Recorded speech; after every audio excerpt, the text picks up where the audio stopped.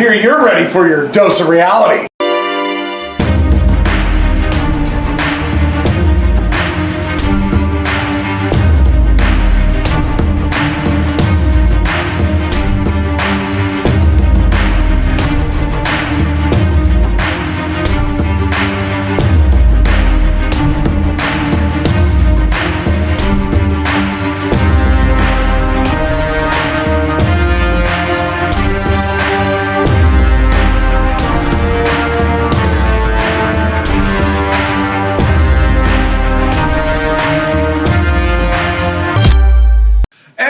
What's up, everybody? Welcome to another episode of the Dr. Quack Podcast. I'm your host, Dr. Quack. And I'm the important one, Mr. Mayhem. And our friend Jordan Drake, he requested something of us. We couldn't deliver. We couldn't deliver originally. So, we have now, thank God, the WWE Peacock, they have brought back Halloween Havoc. So now we're doing his favorite over here, Halloween Havoc 91. This is an honor for Jordan Drake, our dear friend who lost the King of Promos Championship. Apparently Peacock found out about that and he brought this up for us. God help us all. I think the demons are getting ready to spawn on Earth. This thing exists still to this day. Oh, yes. This was definitely a real stinker. I'm amazed Chattanooga, Tennessee is still on Earth. That's where this took place, by the way, is Chattanooga, Tennessee, and it still exists, and it's actually still a nice place, so I don't know how that happened either, but it did. Well, I'll give you some good news. At least you had Jim Ross and Tony Schiavone on commentary.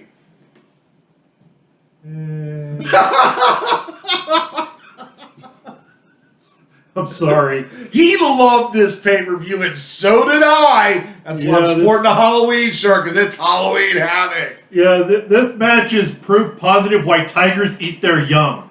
Oh, my God. I'm telling you, this was the days when professional wrestling was just about died on the WWF Legends era, was going into the next generation era very soon. And, yeah, both sides of wrestling, WCW and WWE, we're not doing that great. I will say this, though, with Tony Schiavone, he's not horrible as the color commentary guy because he doesn't talk a whole lot. There are worse people that are not wrestling on this show. I think that's because Jim Ross bitch smacked him and told him to shut up when he needed to. But that's just my opinion. On the interview side, we had Eric Bischoff and Missy Hyatt. Yeah, we get two versions of Eric Bischoff. Before the first match, he was out in his regular tuxedo, and he was trying to figure out who the WCW Phantom was, which is the underlying theme in most of this show. They're trying to figure out who the WCW Phantom is. So we see Eric Bischoff out there interviewing some people. He got Cactus Jack and Abby as they came out their car. The Diamond Stud and Diamond Dallas Page. No Diamond in Dallas Page at that time. And Barry Windham and Dusty Rhodes. Yeah, and then Arn Anderson and Larry Zbyszko, which is for those of you that remember hearing that he used to call himself the Cruncher, Larry the Cruncher Zbyszko. This is where it first happened. This is the storyline where he became known as the Cruncher. Barry Windham was supposed to be part of Halloween Havoc, but because the one-man gang left WCW, he was supposed to be the other member. So to take and make the teams even, they had Barry Windham get hurt, so he wasn't even able to compete in the match. And this is where that happened. Yeah, they smashed his arm right in the door. You know, his hand right there. It was, a good setup, I guess. But we're going to move on here to the very first match. No, before the very first match, the Chamber of Horrors backdrop. It looked like a 7th grade talent show getting ready to do the Headless Horseman. It was things like, here lies Fred. Fred is dead. It was awful. It really did. for a company that had Ted Turner's money and Jim Hurd, who actually claims he liked scenery to look authentic, hiring his 7th grade English teacher and math teacher to perform art was not the best choice. Now let's move on. Yeah, I will give this for the Chamber of Horrors match. The cage was innovative because they bent in the top all the way around. It wasn't quite Hell in a Cell, which was later on, but it was innovative. But here's the match. And one more thing on the cage. Besides that, they kept the wide spacing in there. They didn't bird cage it like the WWF did in 1985 with 86, with WrestleMania 2. They didn't do the over-dramatized red Hell in a Cell so you could barely see inside of it. You could see the action for better or for worse, because in this case it was worse. You could at least see the action. So good job, WCW. The one time you've had better production value than WWE. I'm telling you, Glass Joe, that has got to be WCW's mascot there. Just calling it there. Yeah. But here's the participants here. We had Sting. We had Ellie Gante and the Steiner brothers taking on Abdullah the Butcher, the Diamond Stud, Cactus Jack, and Big Van Vader. Yeah, this was the Chamber of Horrors match. Now, the first thing about this match, for some... Did we pull him out? Yeah, we should. Yeah. For reasons, they didn't come out in order in a team. It was one heel, then two faces, then another heel, and then a face. And then, why? Why don't you just bring them out as a team? Or even bring them out one at a time. Here's all 4 of your faces. Here's all 4 of your heels. No, it's Halloween. You never know what you're going to get. Trick or treat. Yeah, and in this match, we got introduced to the referee cam. Yeah, they called it the refer-eye cam, but everybody just jokingly calls it the reefer cam. Yeah. And whoever came up with it was obviously on drugs. I thought this was like an add-on for a Game Boy when I saw it. I said, come on, man, why are you going to have this here? And poor Nick Patrick, a talented referee, he got stuck wearing this thing 3 times.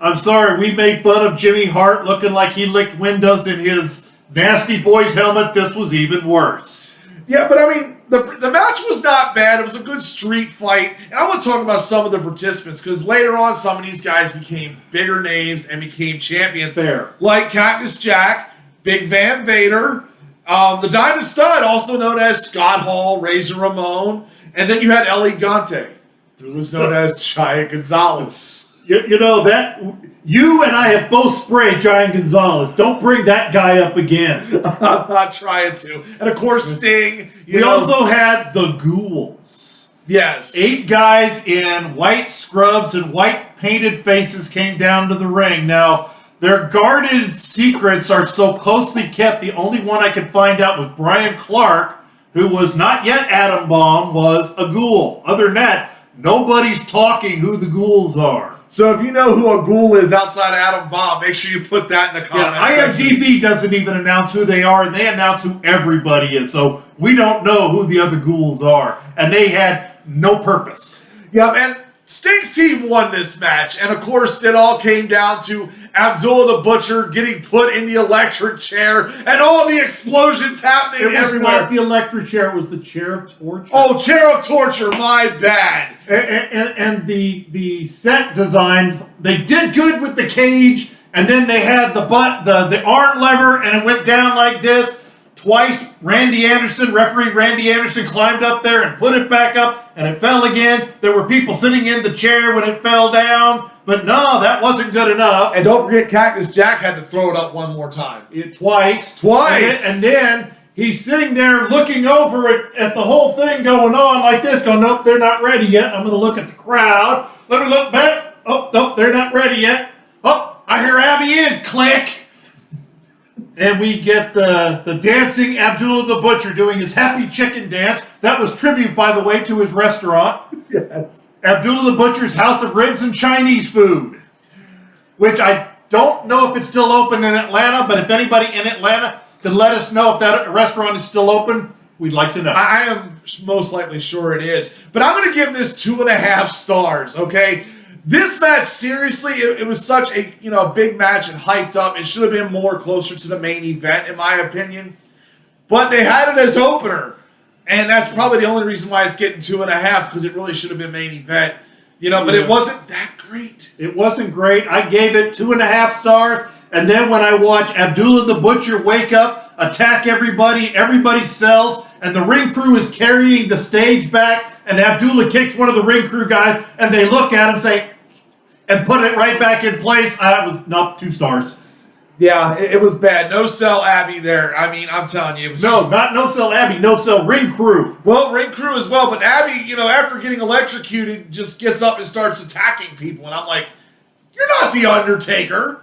You're not the dead man. You're not mystical powers. Yeah, you put forks in people's heads, but you're not that far, are you? Fair. Yeah. Either way, 2 stars. 2 stars. Let's move on, because, God, we got a lot of stuff to cover, and this isn't going to be fun. The Creatures taking on PN News and Big Josh. Oh, this is a wrestle crap match in and of itself.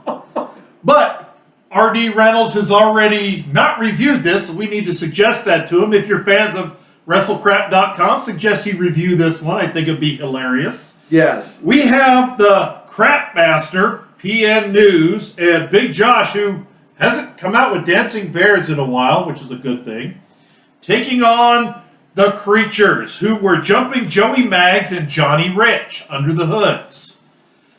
Joey Maggs was a decent talent. Johnny Rich, not so much. God, this thing was...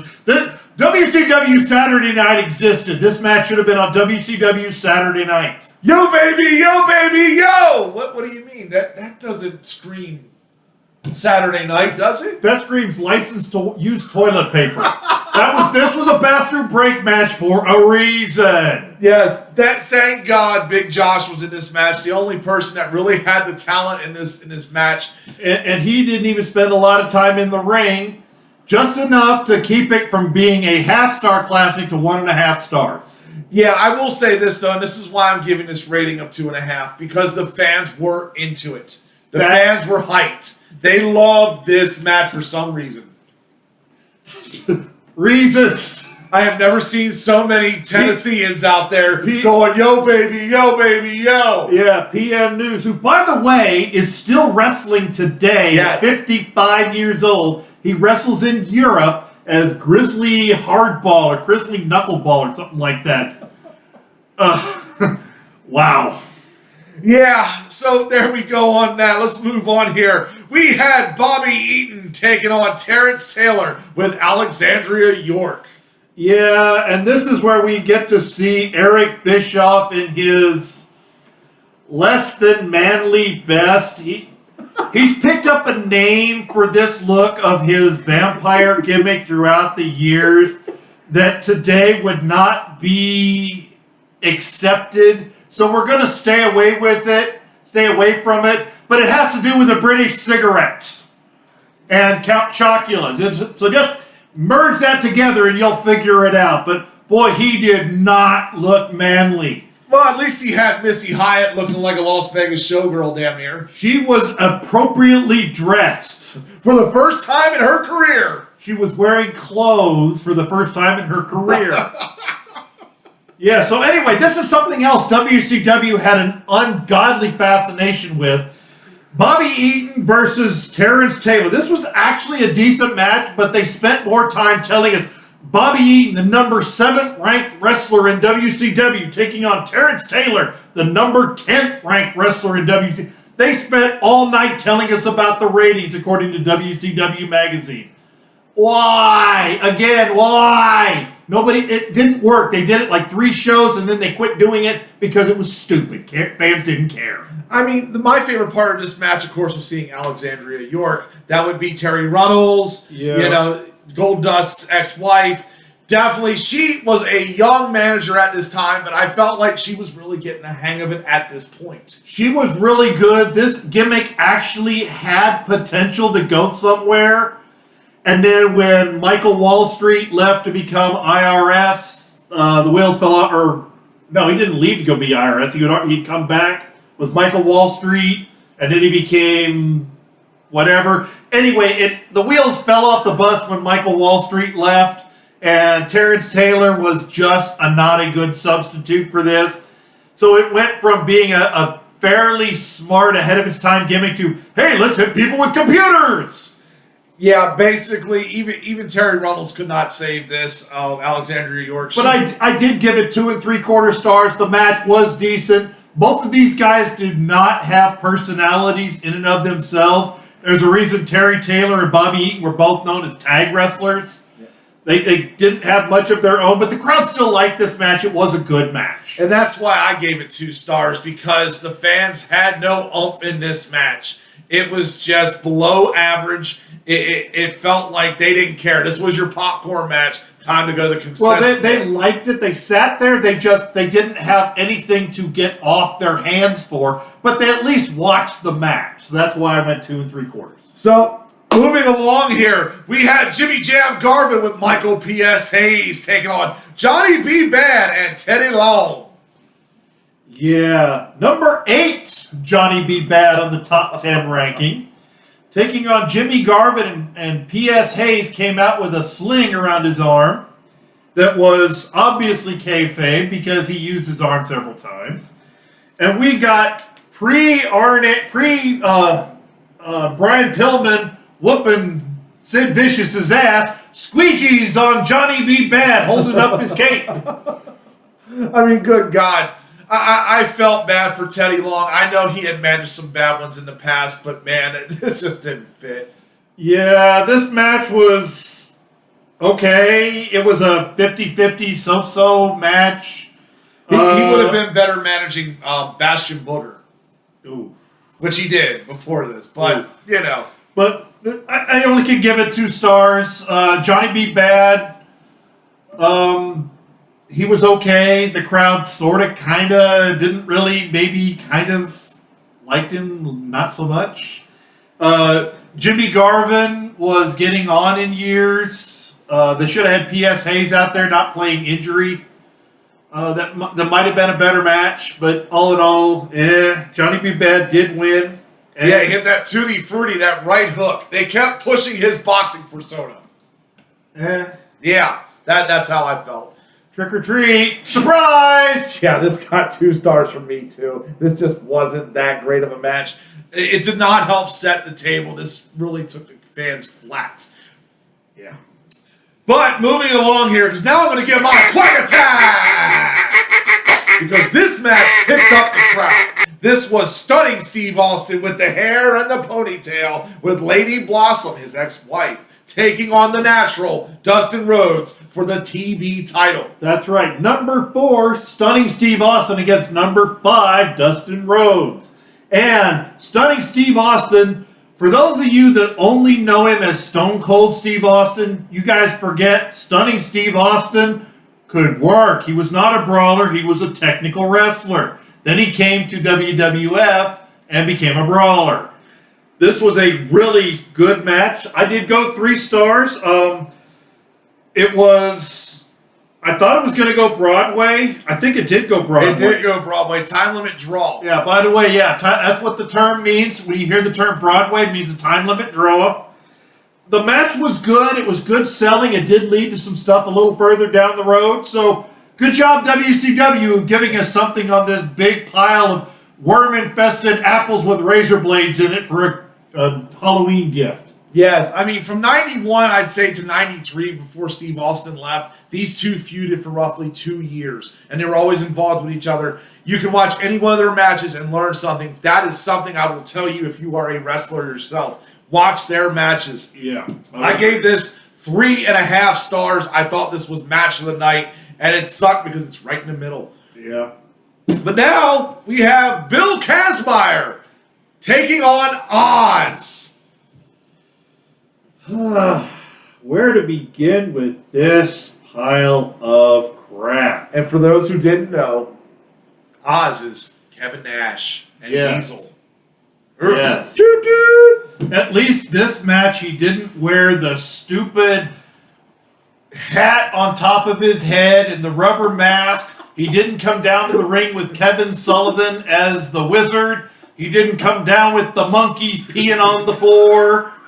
This was just Kevin Nash.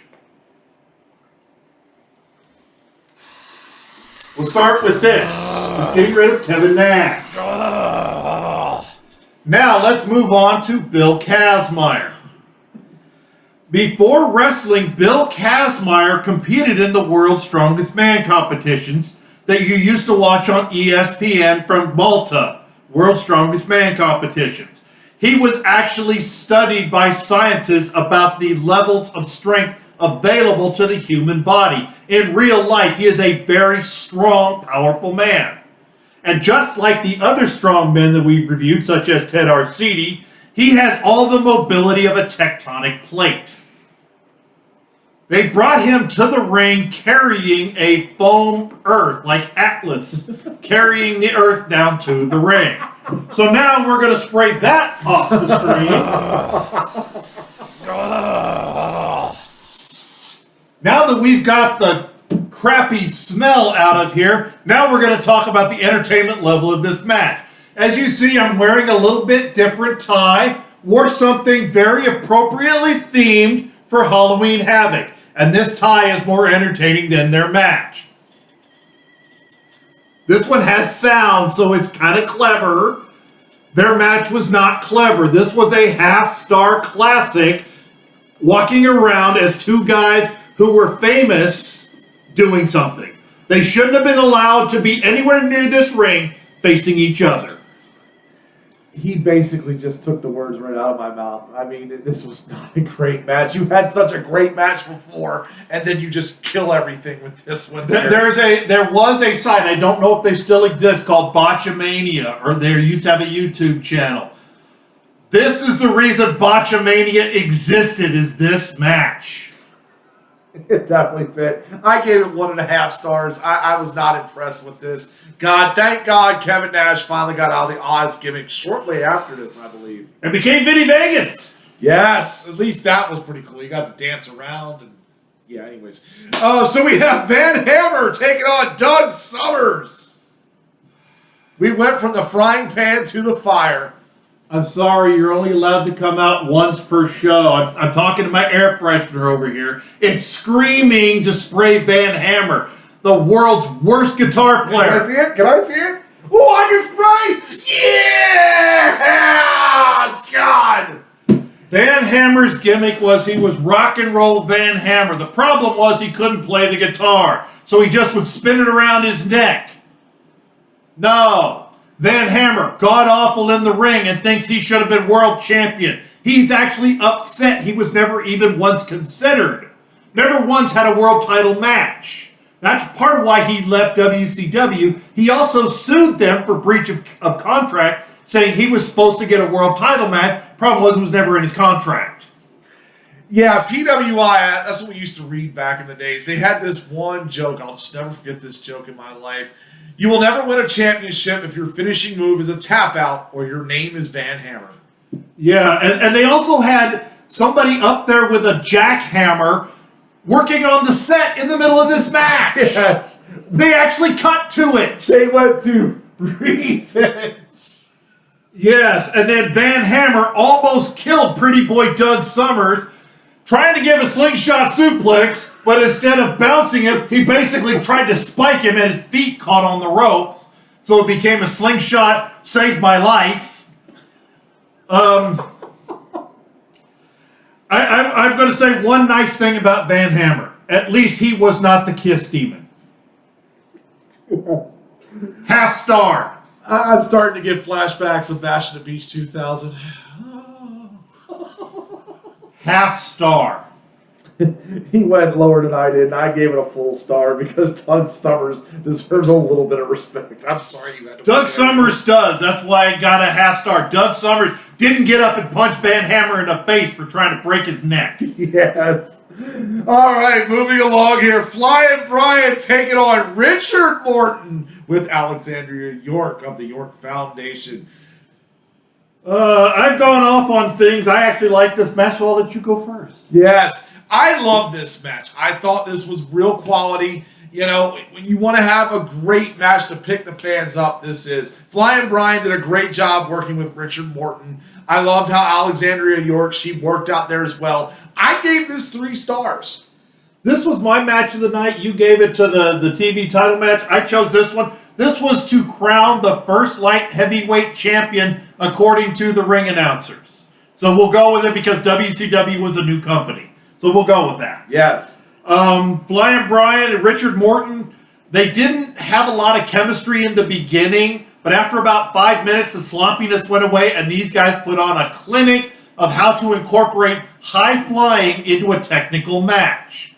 These guys, although Richard Morton was a heel at this time, he never really caught on as Richard Morton the heel. He still wore the Rock and Roll Express outfit.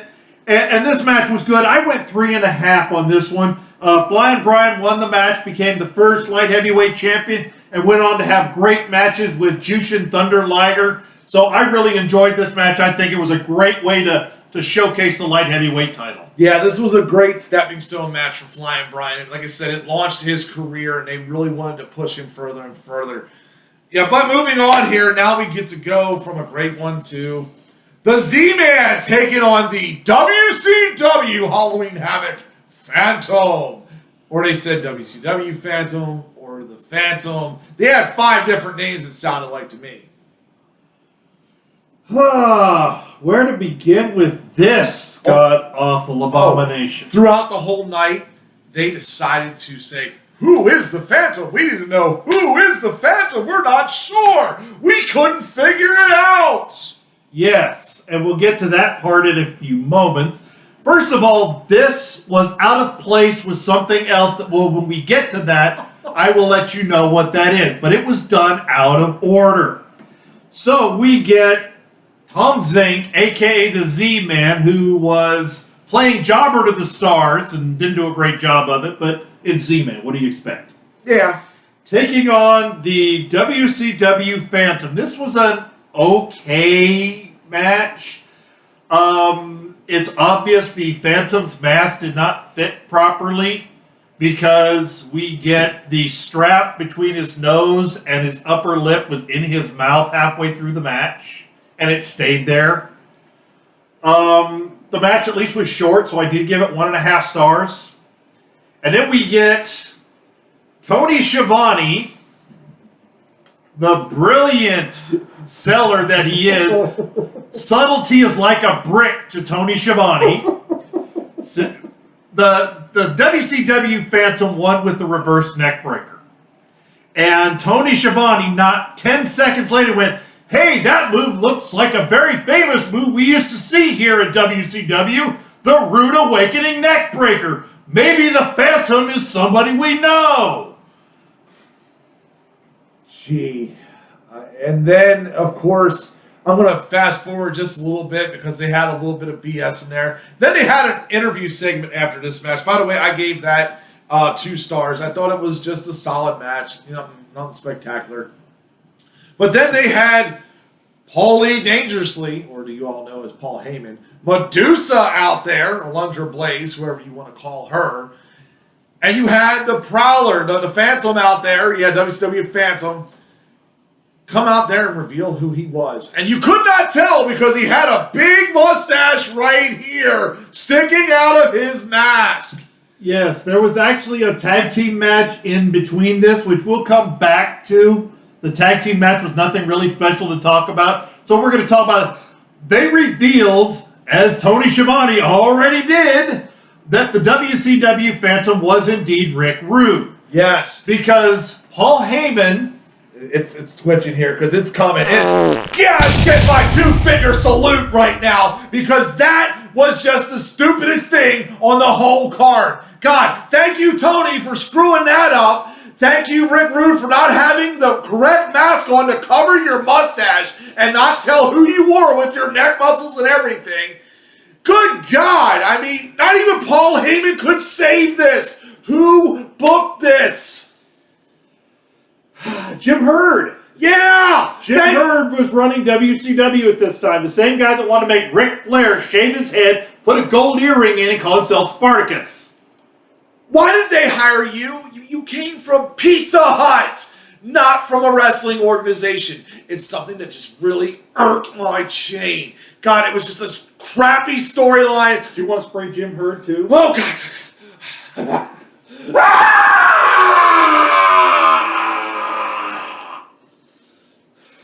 It's so much fun to be able to spray people. God, I can't stand that son of a... All right, so like I said, this came out of order. The Paul E. Dangerously thing was he kind of broke a little bit of kayfabe rule and said that WCW is ran by a steering committee, and that the steering committee, in cahoots with the championship committee, was not going to consider Paul E. Dangerously's charges to be involved in the championship picture. So he hired Medusa and hired Rick Rude to destroy WCW brick by brick. A common old story in wrestling. They usually work. This is the time it didn't. Because it was so poorly executed, it didn't work. They should have had this first. They should have brought him out. Who's the Phantom? Who's the Phantom? Paulie Dangerous goes, well, I know who the Phantom is. Reveal Rick Rude. Let Rick Rude go in the ring and whoop Tom Zank's ass. That would have made so much more sense. It would have added credibility to the story they were trying to tell. And we don't get Tony Schiavone going, I guess I'm a Hardy Boy. Good God. So now let's go on to something that's even funnier to make fun of. The WCW US Tag Team Champions taking on the heavyweight champions, the Enforcers, in a non-title heavyweight match. By the way, the Patriots were Todd Champion and Firebreaker Chip. Todd Champion loved this gimmick so much that in 1996, he wrestled on another one we reviewed and left the very next day. I didn't even want to put this in my notes because I was hoping he would forget about it, but of course he didn't. No, because the match had one of my favorite wrestlers, Arn Anderson. Yes, Arn Anderson and Larry Zbyszko as the Enforcers took on the Patriots. Unfortunately, the Patriots are not superly talented. I grew up watching Firebreaker Chip in the Pacific Northwest. He was decent as Curtis Thompson. He had Kerry Von Erich syndrome. He was decent in the small time. When he got to the big time, he kind of sunk. And then Todd Champion, he was Van Hammer, wearing camouflage to the ring. He wasn't very good. Larry Zbyszko wasn't really a great tag wrestler because his slow, methodical style didn't work in tag team wrestling. So we got Arn Anderson hanging out with a referee for a 2.5-star match. Yeah, I'm basically going to agree with that. I liked Arn. Arn is a great worker. Of course, Larry Zbyszko being a great worker that he was. But just the competition there, it felt flat. The Phantom Prowler deal kind of ruined me. That's kind of what made me go, seriously, I couldn't even review this match, really. But that came after the tag match. I know. But it The also reveal killed the reveal, and then it also killed the main event. Yes. Oh, God. 2 out of 3 falls match for the WCW World Heavyweight title. We get Ron Simmons, who is the number 2 wrestler in WCW, taking on champion Lex Luger with Harley Race and Mr. Hughes. And it wasn't a bad storyline. Of course, this was months later, and then Ron Simmons ended up winning the title, correct? I think this was 91. He won it in August of 92, so it would have been less than a year. Right, so he's just now getting title shots here, which is good. He was on the main stage of a pay-per-view there. Of course, the first fall went quick. Ron Simmons ends up winning this real quickly, and you're thinking, oh, he only needs one more match, one more win. And then that second one drug out. And of course, Luger won that by some BS. Thank you, Harley Race, for holding the ropes down, and allowing Luger to go over the top, won by DQ. And then the third match.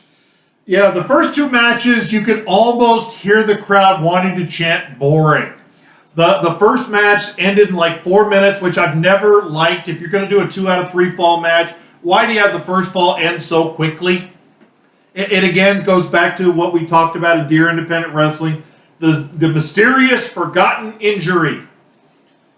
You know, they didn't work on the back anymore after Ron Simmons won with the spine buster.